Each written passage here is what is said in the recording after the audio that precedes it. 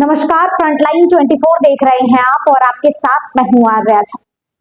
कहानी अयाचे मिश्र की, कहानी भवनाथ मिश्र की, कहानी उनकी जिन्होंने कभी किसी की अयाचना न की, जिन्होंने कभी किसी से एक पैसा दान में नहीं लिया, न ही कोई पुरस्कार लिया, न ही किसी पर कुछ लालच किया। जितनी उनके पास थी उसे वो उपजाकर अपने बच्चों का, अपनी पत्नी का पालन पोषण करते रहे। वो एक ऐसी जगह मिथिलांचल में है जहां 14वीं शताब्दी के उत्तरार्ध से लेकर 19वीं शताब्दी तक गुरुकुल की शिक्षा हुई थी। वो एक ऐसी जगह मिथिलांचल में है जहां बच्चे को फ्री में पठन पाठन और पोषण भी होता था। कहानी अयाचे मिश्र की ऐसी है जिसे आप सुनेंगे तो आप भी मंत्रमुग्ध हो जाएंगे और आपको भी लगेगा कि हाँ, वास्तव में उनके अलावा कोई और दूसरा इस पृथ्वी पर जन्म नहीं लिया जिसे किसी चीज की कोई लालच ना हो।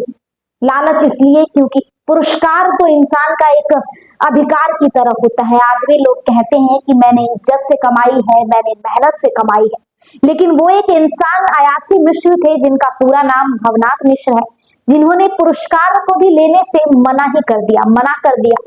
कहते हैं ये पुरस्कार लेने का मेरा कोई अधिकार नहीं है।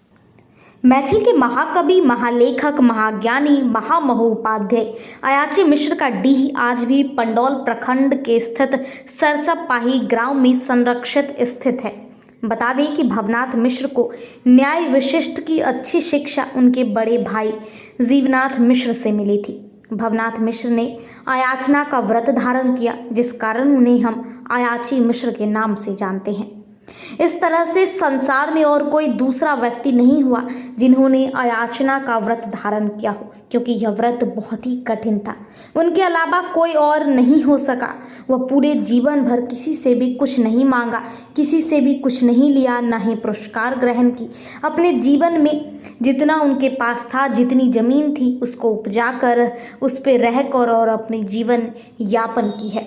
दरअसल ऐसा कहते हैं कि जिस तरह से अयाचे मिश्र ने अपने भाई जीवनाथ मिश्र से अच्छी शिक्षा ग्रहण की थी, ठीक उसी तरह उन्होंने अपने बेटे शंकर मिश्रा और उनके जैसे जिज्ञासु छात्रों को गोकुल की शिक्षा दी थी। वह जिज्ञासु छात्र उनके यहाँ रहते थे अयाचे मिश्र डीह पर, और वहीं पे उनका भरण पोषण होता था, पठन पाठन होता था। हालांकि ये भी सत्य है कि अगले आने वाले 7 पीढ़ी तक अयाचे मिश्र के वंशज में सभी विद्वान ही पैदा होते रहे और 19वीं शताब्दी तक यहाँ पे गोकुल की शिक्षा दीक्षा होती रही।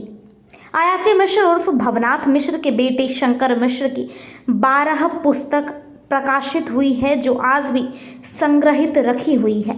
मिथिला या मिथिलांचल के लोग इन 12 पुस्तकों को पढ़ते आए हैं, देखते आए हैं।